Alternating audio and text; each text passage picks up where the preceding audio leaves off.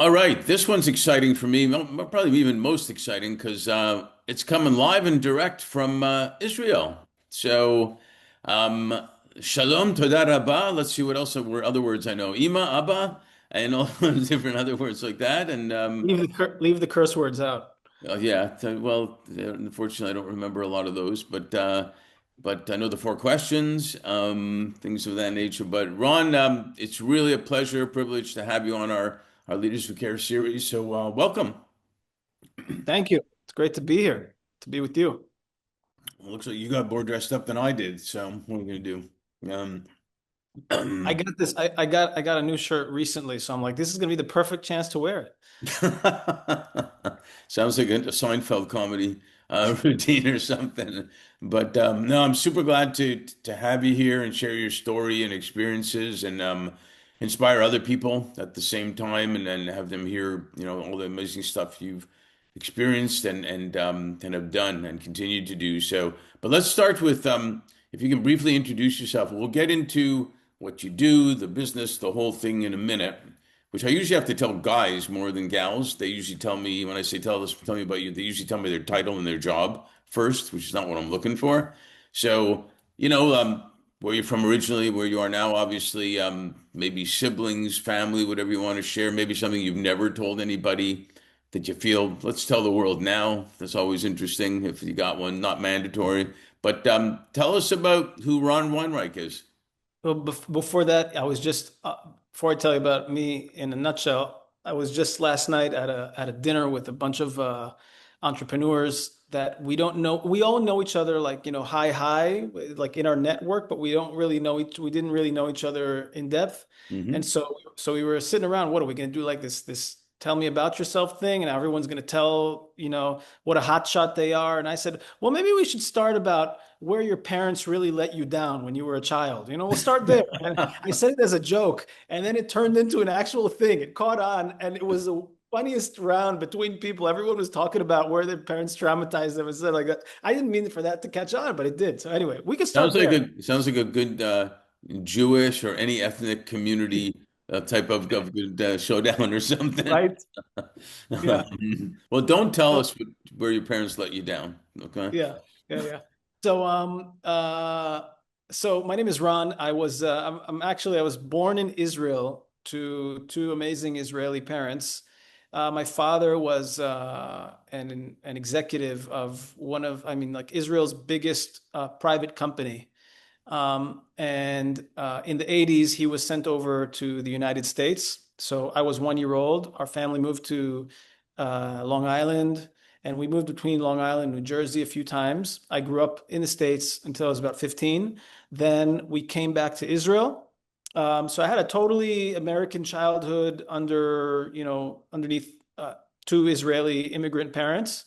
And very strong Israeli identity and very strong, proud Jewish identity. And when at 15, when I went back to Israel, it was like moving, welcome to the Middle East, baby, rock the Casbah.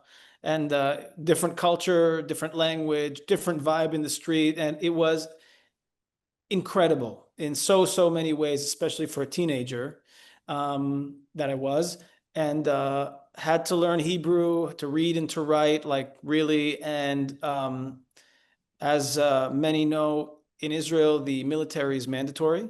Right. So I found myself being recruited at 18 after graduating from high school to the military. I became a tank commander. I had an incredibly diverse military service. It was one of the pinnacles of my life. It was just awesome. Very difficult, but the graph of development as a human being was so off the charts that I fell in love with it. And then in 2006, a war broke out between Israel and Lebanon, and I went to go fight there. I was injured while leading my men quite severely. I suffered a spinal cord injury. So for anyone who's tuning in, if you saw underneath the line here, then you'd see that I get around from place to place with a wheelchair because of that spinal cord injury, and had to recalibrate my life completely from end to end. At some point, pursued one of the loves of my life, which is music, which would explain some of the guitars and the stuff that's behind me. I did that for quite a few years, and parallel to that, the other love of my life is business and dealing with human beings. So in my professional life today, I train and develop and work with leaders, executives, managers of some amazing companies to develop their human potential. That's Yeah, my world. yeah. Thanks so much for sharing that.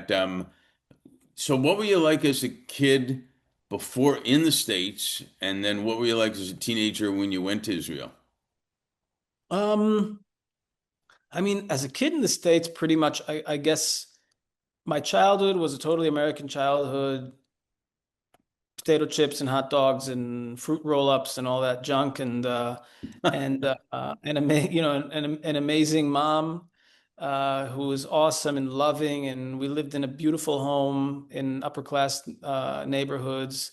My father was a very high power businessman who was pretty much not around, like it's funny today working when today in my life working with high power, executives, then it's a lot of that I can see. It's kind of familiar to me because I had a dad like that, just, Right. you know, sharp as hell, smart as hell, high energy, not agreeable, like just like a bulldozer type. Kids aren't his thing. The last thing he needs is to, fiddle around with kids. And he wasn't, and he was just working, so workaholic all the time. So I don't remember him much in my childhood, but he had a really big impact on me because, it's like because I wanted to be like him. It's like my dad. Um, Did you and have the lemonade stand entrepreneurship when you were a kid? I didn't actually. I didn't. No. But I was, I just was into friends and school and video games and chubby kid that liked having fun. And I guess, that was pretty much just a really great childhood. And music, a lot of music. I really loved music, and I was Did, talented in it too. And at 15, when coming to Israel, then that was kind of like a paradigm shift. A lot of things shifted. you bet. Um, and, uh, it's really like a culture shock. It's like a lot of times in the United States, we have these schools with, like the institutions in the United States are always the big public school buildings with the really wide hallways and the lockers, and everything's really clean, everything's squeaky clean. And then you come to the Middle East and, even Israel, which isn't like super Middle Easty. It's still super modern and all that, but it doesn't have the kind of budgets, the municipal budgets that you have in other places. And there's no lockers, and there's a lot of violence and tension well, in contrast to the United States, it was pretty overwhelming and pretty amazing. So it's like I was drop shipped into this new culture, and it's like, ooh, I need to make it here. How do I navigate this thing? So it was a pretty interesting I experience. guess I guess the song "If You Can Make It Here" didn't just apply to New York, huh? You can make it Yes. anywhere. Type of Yep. deal. Was there any thought to the fact that you're going back at 15 that you would have to get into the army? Yeah, absolutely. Yeah. So since I mean I was actually looking forward to it. I was since in my childhood every summer my family would go back and visit Israel. And in I mean anyone who's been around Jews in general or and Israelis very specifically, we're a people that's very proud of our history and proud of they keep trying to kill us and we keep on surviving, and we're strong, and we get bigger and we get better and we level up and we have a light to give to the world, and so that's a big part of the ethos. And I mean, I grew up on that, especially for Israelis. When you're a kid, then that we have all the Arab armies tried to attack us and we still prevailed, and so those stories were really very much a part of me. Hmm. And so, especially as a young man, or as a boy and then a young man, something about that adventure and speaks to a young guy, and yeah, I want to do that too. I want to fight for my people. I want to protect my homeland. So it was very clear to me that I wanted to be a soldier, and that I wanted to do something significant, which would be combat. I wanted to do either intelligence or combat, and then the intelligence thing didn't work because in the military in general, if your physical profile is high and good for combat, then you just go to combat. So yeah. And education wise, you went to Reichman University in Zell, your degrees were on entrepreneurship. Were, knowing that you have to do the mandatory in Israel, is that what you were envisioning for yourself, like your dad's entrepreneurship or your entrepreneurship, or what were you thinking? To tell you the truth, before the military, I wasn't really looking too much beyond the military. It's like it's 3 years, so it's 3 years out of your life. Yeah. Whereas in the United States or somewhere else, you finish up high school and you go for these college escapades, which God knows what happens to you. Then in Israel, you go to the military and you get The real education. yeah, like a whole other world of education. And then come out, they spit you out on the other side after 3 years of slave labor to be like, well, now you can go and decide what you want to do with your life. I didn't really know what I wanted to do with my life. I did know that when I was in the military, I was really, a lot of people, they kind of dream about the day that they're going to be discharged from the military. I didn't care about that. I was so into it, and I felt like what I was doing was so important, it was so significant, and so meaningful that I wanted to continue. So if it was up to me, I would have continued onward in the military probably. But 2 years into it, I was injured. Uh, Well, so yeah, that's it. obviously changed things. Now, you started as an emergency medic, right? Did you? I was an emergency medic when I was in high school. Oh, So okay. for the Red Star of David, yeah, while I was still in high school, there's a really cool program in Israel where high schoolers can go and get trained in being medics, and then that's a pretty cool experience because you're manning the ambulances and go and take people and doing CPR, and it's a pretty amazing opportunity And you were that a I love. boot camp drill instructor. I saw it too. Yes, yeah, I enjoyed that a lot. Uh, uh, I was a drill instructor, and I'm proud. I don't know how proud I am to say today, but I was very proud of it at the time. I was kind of an anomaly. I was one of the really crazy ones. Like, in the movies, you see like the ones that are like you'd never ever in your life mess with that guy. So Right. so it's one of those problematic ones. Um, uh, because it always seemed to me that when at the end of the day we train people to go to war, and when I was in boot camp myself, there were two companies. Okay, we lived in this structure on base that was boot camp is 4 months of you're just and this it's systematically like this, by the way, in boot camp, at least in the IDF. I'm sure it's like this in other militaries as well. You literally do not know there's no schedule. They literally do not tell you what's going to happen, so that your life is like you're just a leaf in the wind, and in any given moment anything goes in any direction, and you just got to be okay with living in unknown. Because and we would say that the unknown is the queen of the battlefield, because you can prepare all you want, but in the end the unknown is going to kill you, so you better get used to it. So um so we lived on base inside of this structure. It was a two-story structure, and on each story there was a company. My company was on the second floor, and another company of soldiers, boot camp trainees, was on the first floor.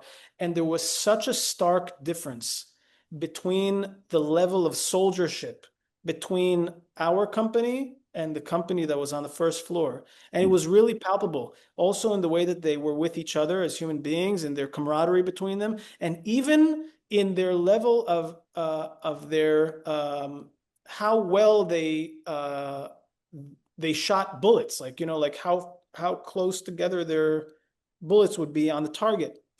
Um, and it all had to do with the ethos of our commanders. Like there were two different, the captains managed the commanders Mhm. in two different kind of mindsets. And it was so palpable. I remember as a soldier going, how could it be? That there's like performance is two different worlds. So when I became a drill sergeant, I really wanted my people to be excellent. I didn't care if they liked me, zero. I couldn't care less if they liked me. All I wanted to know is that when those guys go to war, they're going to be like machines. They will just be the most excellent soldiers in the world. And I don't care about anything less than that. Um, so yeah, so I was probably too tough than I should have been. Before I became a drill sergeant, I broke my hand. I broke my wrist. I fell and I broke my wrist, and my arm was in a cast. And any normal soldier would go and get a half a year off of his military service and sit in Tel Aviv and have the time of his life. Um, and I put a cast on my hand and uh, forfeited the sick days Hmm. and uh, and went to become a drill sergeant and climbed the rope with the broken arm and did the whole thing with the broken arm, and it was really great because the soldiers literally thought that I was a psychopath. Um, and so it worked in my favor, that thing. Yeah, no kidding. It's interesting because I know reading about you and talking a little bit to you, you talked about, being the senior commander of the world's most powerful battle tank. And that must be, I don't know what it must be like because I've never done it. It must be incredible and intimidating and everything at the same time. I don't even know what that feels like. And but at the same time, hearing you talk about the team, if you will, there had to be successful, whether it's, if you will, a sports team to an army team, you got to trust each other absolutely incredibly, that the one has your back and you belong together. The fact that it's the most powerful tank, was that something what did that do to you? Um, I mean, listen, the tank itself is just an incredible machine. It's such a feat of engineering. We're talking about a 100-ton piece of steel that has technology that is unbelievable inside of it. You can put a shell through a 1 meter width window that's 2 miles away. It's just like it's a real incredible machine with so many different facets to it. But in the Israeli the motto of the Israeli Armor Corps, which is like the tank corps, is I'm translating from Hebrew. It's the man in the tank shall be victorious, meaning the machine doesn't matter. It's not the machine. It's the men inside that operate the machine. They are the machine. And so all the emphasis, so I mean, it was cool to say that that's like, I'm in this. Israel has it's called the Merkava Mark IV. It's the world's most technologically advanced tank. It's just a brilliant piece of technology, like much of the Israeli military is brilliant technology. Right. So it's an incredible weapon. But the thing about it is that the way that the tank crewmen are trained inside and the camaraderie between them and the way that we train together and that we eat and we sleep and we do everything together, that's what makes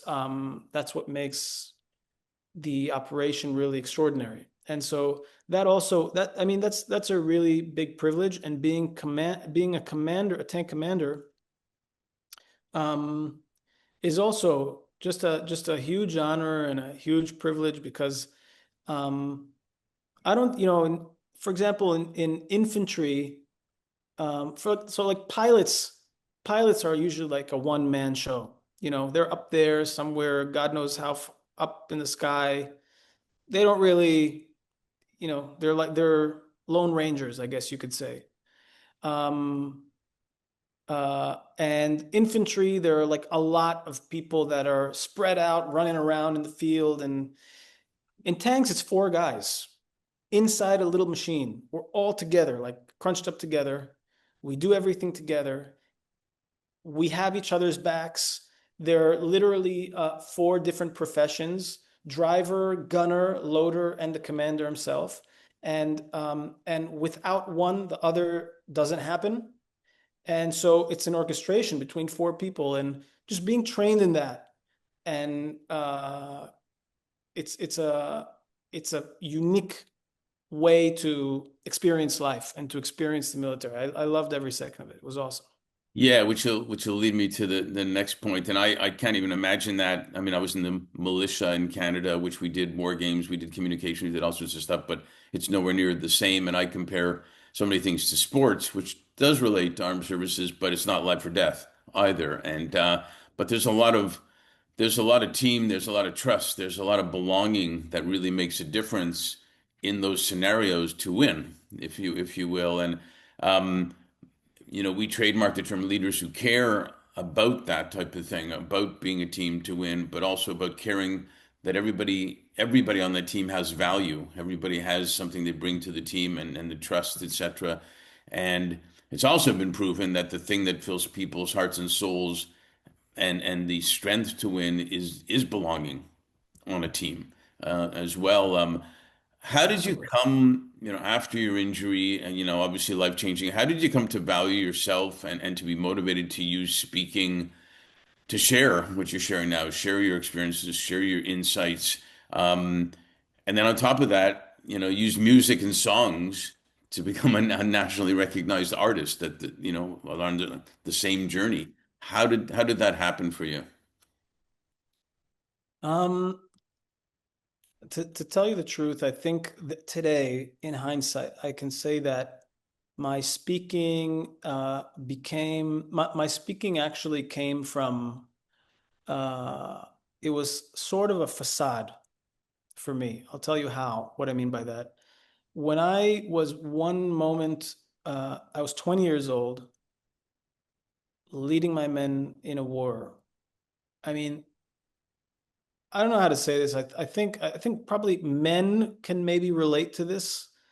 I think women don't relate to this very much in the same way that men probably are. It's harder for them to relate to what it's like being a mom, which women can, and it's just like something that's foreign to us in terms of the experience of it. Mhm. But to be a young man who's like um, protecting his people and his country in the battlefield is like an outer body experience. It's just the pinnacle of your life. It's like everything is perfection, and it's like, wow, this is what God put me here to do.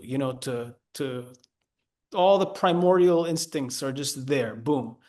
And I'm that 1 second, and the next second I am pardon me, shitting on myself, pissing on myself, can't put clothes on, can't put my shoes on, can't get dressed, can't go to the bathroom by myself, can't shower, nothing, just nothing. A squashed, squandered, broken, physically, mentally, emotionally human being is incapable, completely incapable of anything.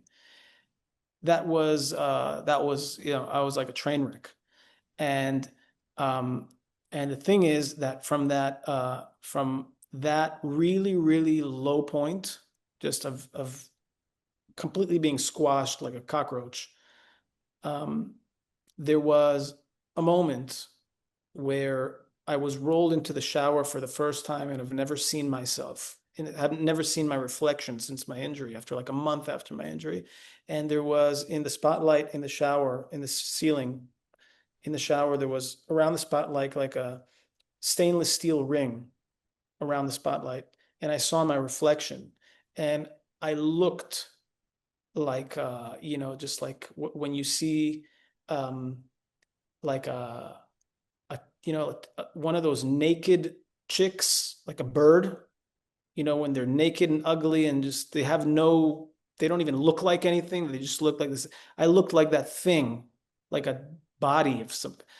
And it's like something hit me in the chest like a ton of bricks. And I said, holy crap. I said, I can't believe that's me. It was like my face on that thing. And in that moment, I decided unconsciously, I said, that's it, dude. I'm like, I'm finished. I'm done. I can't, I can't do anything anymore. I, I don't know who's ever going to want to be with me, and I don't know what value I can bring to the world like this. And I'm finished. I'm done. I don't know. I'm not a man. I can't do anything. And Mhm. from that really, really messed up point, on the other side of that, and this can be said about human beings in general, by the way, I've learned. Um, no one hits a low point like that, a point of breaking like that, a breaking point, without making an automatic, some subconscious decision about life from there, because it's like no one stays there. It's like I have to compensate somehow. I can't just say I have to compensate. And my compensation for me, I always been kind of like, ever since I was a kid, kind of like a nonconformist. So when I was broken, I said, you know what? This was all subconscious. I thought to myself, I am so weak. I looked so weak, so frail. I said, I will never, ever look frail again. I will never be weak, ever, ever. And that actually filled me up with a lot of power, because I was like, okay, that's it. Like I put on like this Iron Man suit, and I became so, I won't say powerful, I'll say strong, like strong, like get out of my freaking way, man. So I was this jerk in a wheelchair that everyone thought was the most inspiring. Oh my God, look at him. He's so powerful. And look at him. He's making stuff. And I was making stuff happen, man. I was like, I was training like crazy, rebuilding my body. Like I was on a man on a freaking mission. But if you got in my way, I took you out. Like you either left to the side of the road. By the way, I took out people in my family. All of my girlfriends were like these poor women were just, I took them out, because there's there there's nothing like your girlfriend to make you feel vulnerable, right? Because it's like, if you're not vulnerable with her, then good luck, dude, right? It's like that's not going to happen. So so so they inherently I inherently put myself in a position of like, that's not going to work, and I took it out on I took it out on them. It was impossible to be with me. um and speaking of being strong, so what makes someone look stronger and gives them a sense of you know pride and all that, then going and performing in front of thousands of people and telling your Right. story, and at the end you get a standing ovation and people are crying and people come up to you and they go, oh my God, I wouldn't have been able to do it if that ever happened to me. And I say, you would, being so inspiring. And today I say it, you could probably get that I'm saying it with a little bit of like sarcasm, yeah, because that back then, for me, I was so proud and so like I'm saving the world. I'm the gift to humanity. But really, I had a very weak sense of myself, and I had to pretend like I'm this big hotshot. And when I got that, when I realized that, I stopped speaking for many years, because I didn't have the need to do that anymore. It's like I didn't want to do that anymore. I didn't want Mhm. anybody standing ovations. So today I got back to speaking, but the reason behind it is for me, it's much more elevated. It's much more powerful. So I keep on doing it. So it sounds like this, the speaking and all that was in a way denial. In a way, was it like Oh yeah. yeah, just being out there no matter what. Yep. Yep. There's when you say denial, it's like so the Israeli Ministry of Defense would they would like I get some kind of compensation from them, and they take care of my medical stuff and stuff like that. So I'll never forget one time coming over to the building of the Israeli Ministry of Defense because they needed me to sign something, some document, and the social worker puts the document on the table. And there's a thing, and she said, just sign at the bottom. And at the bottom it said Ron Weinreich, and then there was a little line with the X to sign here. And underneath the line it said signature of the disabled. That's what it said, you know.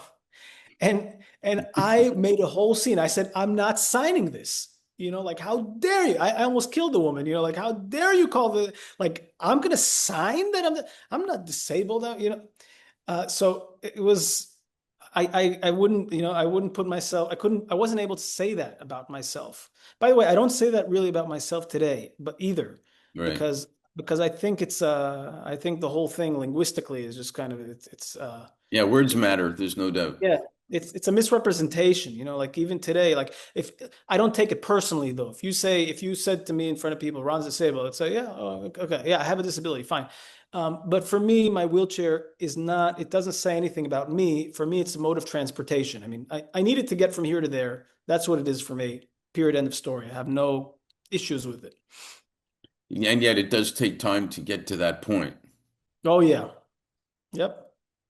Yep. And I did the work. I had to do the work to Yeah, and get there. it's, let's face it, it is super tough. And I get what you mean by, men have a different ego thing. Men have I'm strong. Men have whatever we have, all that stuff that goes on. That I think more and more women are getting it to some degree because they're more working now and doing stuff and all as well. But certainly for a man, it's heartbreaking. It's our manhood, basically what you're talking about. That that's going on there. When you were speaking, were there any experiences, like you said, people said to you, like, I don't know if I could ever do that. Were there any experiences that really stood out that got you past that? In people saying something different, not just, I don't know if I could do it, but any experiences that came about that like shook you and said, I, I want, I got to be different. This is not, my speaking is great and people are loving me, but to your point, you said, but this isn't where I want to be, it sounded like. Were there any inflection points, any specific things, or was it just everything? Yeah. Well, so yeah, of course, naturally there's kind of like a distribution with people listening, with audiences. A lot of people they get a lot of inspiration out of it. Personally, I do not like inspiration. I'm kind of like a hater of inspiration. I think it's BS, and I think that everyone's obsessed with inspiration. But if you're anything like me, you watch a YouTube video or you watch some, sports related movie or whatever, and then you're like, oh my God, I'm so inspired. I'm gonna change my life. And then, I get in my car to go do something inspirational, and some son of a bitch, honks their horn, like, fuck you, and then all whatever I was inspired about disappeared. So Right. inspiration has a very short shelf life. It's It you know, can I yeah. have. I don't believe that it has value, but what I think does have value is when when you're inspired and it elicits an immediate action afterwards that wouldn't have happened prior to then. So yeah, at the end of such talks, when someone goes, you know, uh, I'm going to call my mom now. That perhaps is something that, even right now, it kind of moves me, when someone says, I need to go talk to this person that I haven't talked to, like that, like those are things that I find very, very powerful when people are brought to that moving moment. They're moved into action. I don't Action, care right? about inspiring them. I'm into moving them. Right. I'm also not into touching them. I don't care if I'm, he touched, what he said was very touching. Well, I don't care. Go get a massage. I want to know that you're moved into action. So that's one thing. On the other side, though, one thing that I discovered from talking to a lot of people is that, and again, it's one of the reasons why I stopped at the time was that I noticed that people, and this goes to anybody watching this as well. Hmm. People we all listen through our own filters and constraints. So if you're watching this and I'm having this conversation with you, and you're like this anything is possible kind of human being, then you might take everything that I'm saying as like, wow, this is so wonderful. But if you are the kind of person that's like, oh, I'm not good enough. If you're like, I'm not good enough kind of person, then everything that I'm going to say here will take on the context of, wow, this Ron guy is so amazing, but I could never do what he's talking about. And it will only validate more of how not good I am, you know? So at some point I noticed that when people came up to me afterward and they said, I would have killed myself, or I could never do what you do. And it really bothered me because I thought to myself, wow, I'm like talking, and a lot of people here are actually taking everything I'm saying in a totally other opposite direction. Right. And that really bothered me. Um, Well, until there's I something about it's called you're enough, basically, where people think if I didn't become Oprah, or I didn't become the athlete or the doctor or this or that, then I failed. But it's okay to be enough of what your best is, and people have to get that. It's not a failure.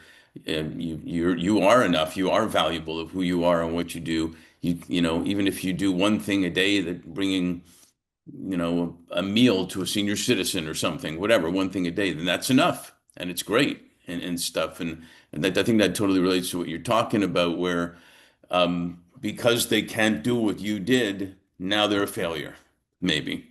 Instead of he did great, I can do great in my own way. And I think we have to promote that a little bit more, even to your point of inspiration. You know, um, just because you can't become president of the United States doesn't mean you can't have a great business and do your own little business and be fantastic at the same yeah. time, or anything like that. The other thing I find is mostly from sports, but having talked to enough veterans too, um, we do things for our teammates more than even the fans out there. We want to win for our teammate who wants to win also and work together with me to, achieve our mission, win the Stanley Cup, whatever it may be. That becomes a motivation that I think a lot of people crave for, is that belonging on a team. Because it's way more exciting to win as a team than win, if you will, your own singles match, tennis or whatever, because you're doing it for your teammate, you're doing it for your family, maybe, and whatever, type of thing. So, Because yeah, it's not. I guess another way to put it is, and it's something that I work with a lot with when working with teams, is that in a team it's not about you. I mean, the who I am, and I say this is kind of like an axiom. Some people might disagree, but at least in my school of thought, this is what I strongly, strongly stick to. I am always the how can I say this? If it comes down to what I think and what I feel, if that's what life is about, it's always like the shallowest thing in the room. It's like, who cares about that? And the world is kind of obsessed with that. I think we're kind of like in this era and a little where too sensitive also. yeah, but that, you just said it's perfectly sensitive, because human beings are sensitive creatures, and if everything that's said to me or that's done to me, if that's what I care about all the time, then I'm going to be sensitive to everything that touches me. Right. Whereas I don't think that's what that really is an extraordinary thing in life. I think that's just as ordinary as dirt in my eyes.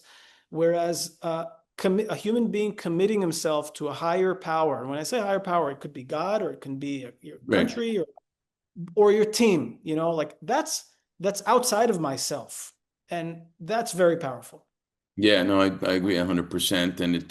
And that's how you, if you will, win championships. And there's another mindset of you don't win and lose, you win and learn as well. Yeah. So you're not a loser. The two teams that went to the championship, the team that lost is not a loser. They got to the championship. They didn't win that game, but they're not a loser type of thing. And I think we all crave belonging. We all crave being on a team.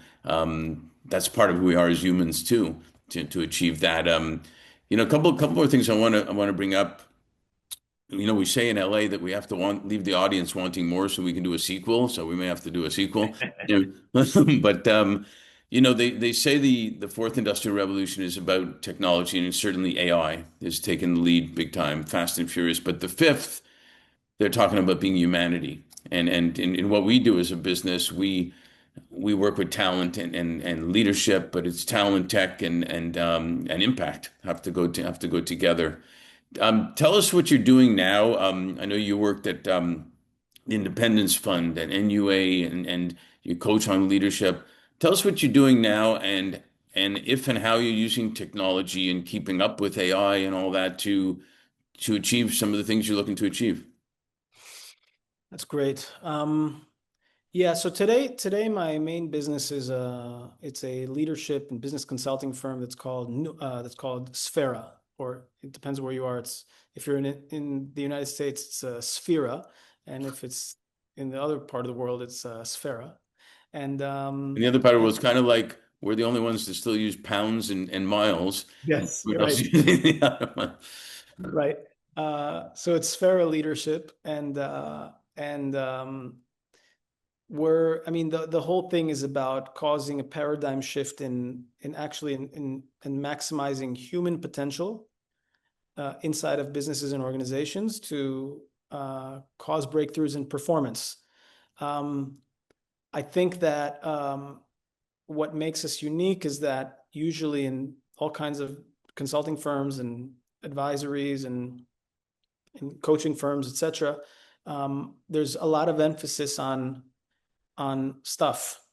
Okay, like the answer and the solution is going to be in a system or in implementing a new blah blah blah or in AI and technology and all that stuff. And on a tactical level, that's true. Okay, like, and I'm going to roll it back to the whole tank thing.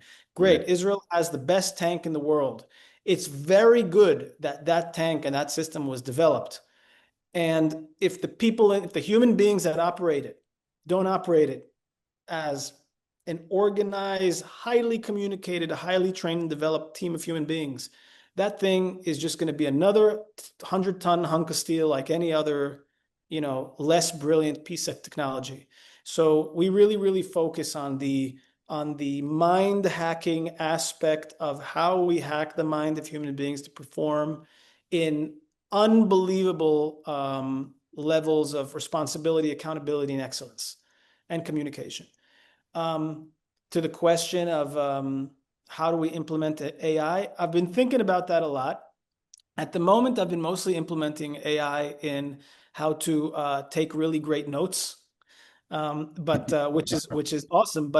Um, but yeah, the paradigm of tech is important. I think that the secret sauce and the superpower behind performance is going to come back around to human experience, human connection, and human communication.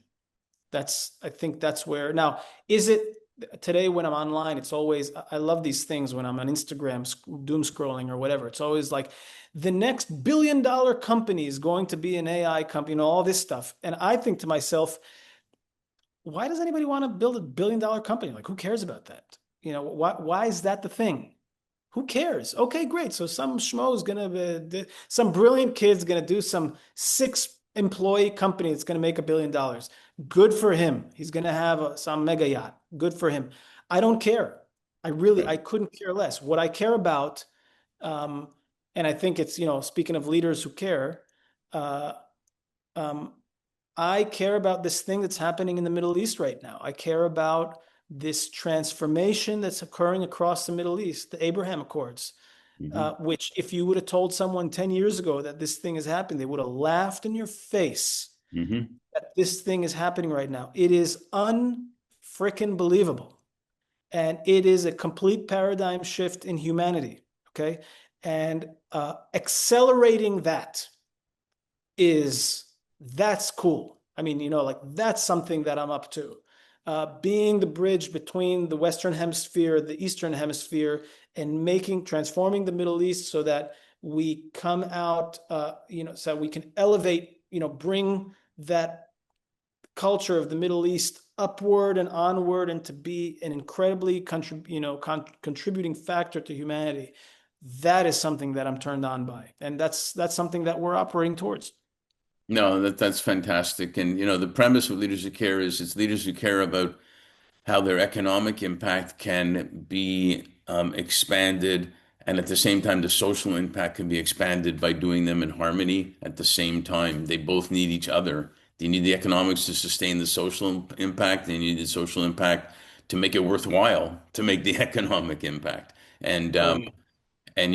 if you get the Abraham Accords and you get, if you will, Saudi Arabia to sign on and whatnot, then it brings people together for both economic and social impact, which I think most people actually want at the end of the day. The same thing. So, and I think to your point, leaders right now need the type of coaching you're talking about because it can be overwhelming for an entrepreneur how fast things are going to keep up with everything, and to have people around them supporting them and helping them grow and helping them keep their eye on the ball, if you will, but being able to pivot at the right time and all those keywords type of thing is really important because it's hard. It's hard to be an entrepreneur when things are moving that fast. So one last question. With everything that's happened, um, with everything that's happened in your life, with everything that's happened since COVID and the world closing down and everything else, what are you most grateful for, and what are you most hopeful for? Mm. Um, wow, there's so many things that I'm grateful for. Um, I got the thing I'm most grateful for is I had the privilege a long time ago of flying to Omaha, Nebraska, and having lunch with Warren Buffett. Okay, and one of the with a group of students, and we asked him what's the key to success, and he said something that's going to stick with me forever. He said, "You're already successful because you won the ovarian lottery. You could have you could have been born to another woman in another part of the world in another time era in humanity, and you wouldn't have a shot at anything in life, but you were born at the right time, out of the right womb, in the right place. And anything you do, the fact that you're even sitting here with me, you already are successful in life. You don't have to do anything." That stuck with me really hard. So, I'm really privileged and moved that I was born son to the incredible parents that I have. I get to say, I'm a citizen. I'm an Israeli citizen and an American citizen. I don't think that if I could orchestrate, a better portfolio of citizenship on the face of the planet, to orchestrate that, and I didn't do anything for that. I just, I ended up there, Well, and coming back from Canada, I might have a little bit to add to that, but go ahead. listen, your opinion doesn't matter as a Canadian, okay? Right. So so no, I'm kidding. But yeah, no, but totally, I mean that's something, and born in this era in humanity, I think it's and also I have to say, and also very, very grateful that back to this transformation that's happening in the Middle East. A few years ago, we would have said that this is going to be the perpetuating issue forever and ever, and it looks like it's not. It's really, really exciting, and Yeah. I'm really grateful for And being I there. would say hopeful also for the same reason. It makes sense. So, well, I'm grateful to have a new friend, which is cool. I always like new friends and good people, and also for who you are and what you share and everything. And that's not, like I said, I think you said it beautifully, not just inspiration. It's maybe bringing people to action and feeling that what they do is enough, type of thing. Kind of like what you just said with Warren Buffett. You're already successful. It's enough. You didn't fail by not doing this more, and so on. And I think I'm hopeful for the same thing because if we don't have hope, then what are we doing anyway? In what's the future if we don't have hope? So thanks for being a leader who cares. Thanks for sharing. And I look forward to more conversations. Thank you, Mark. You're awesome, and thanks for making this community happen. It's important. Appreciate that.